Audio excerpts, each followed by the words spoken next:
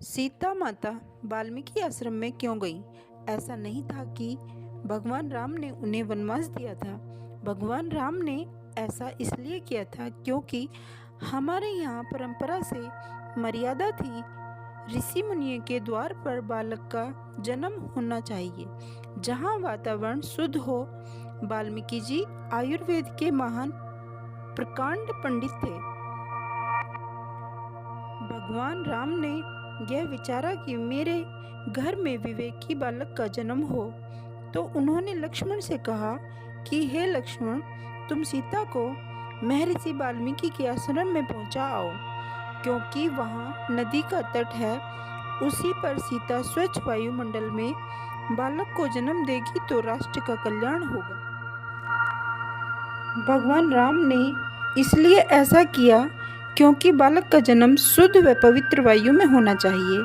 राष्ट्र व गृह में युद्ध का जो वातावरण था वह उनके आंगन में आने वाला नहीं था। हमारे यहाँ परंपरा से मर्यादा थी।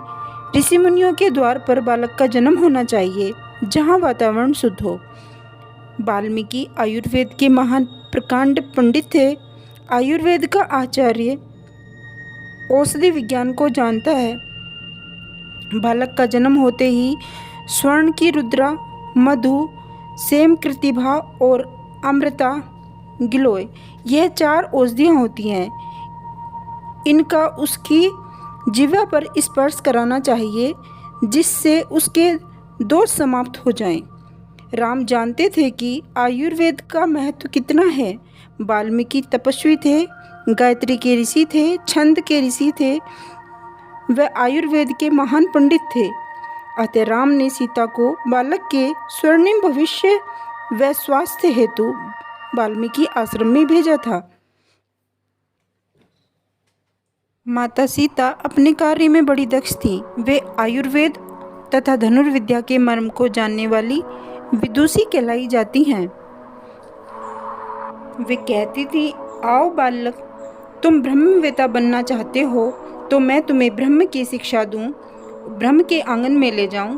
और तुम संसार के वैभव, संसार के कार्यों में जाना चाहते हो तो मैं उस मार्ग को बताऊं। तो माता के इन शब्दों को सुनकर बच्चे कहते, माता जैसी तुम्हारी इच्छा, जैसी प्रेरणा मुझे प्राप्त होगी, उसी के आधार पर अपने कार्य में रत रहना चाहता हूँ। जब बालक यह कहता तब माता उसे भयंकर वनों में ले जाती, आचार्य के कुल में ले जाती है और कहती है, बालक तुम धनुर्विद्या सीखो।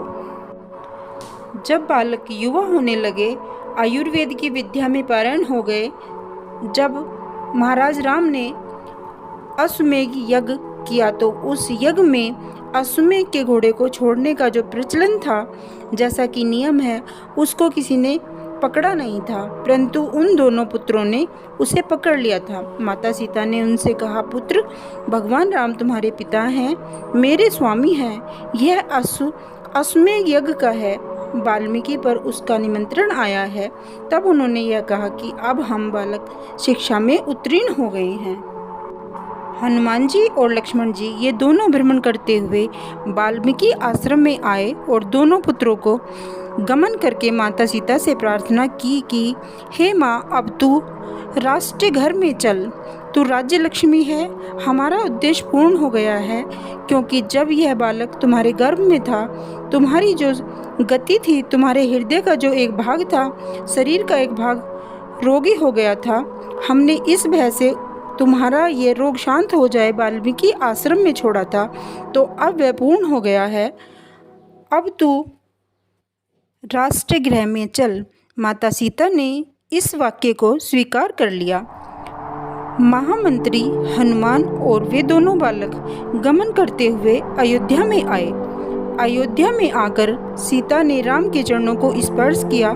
स्पर्श करके अश्वमेध यज्ञ किया। उस यज्ञ में राम और सीता दोनों यजमान बने। यज्ञ पूर्ण हुआ।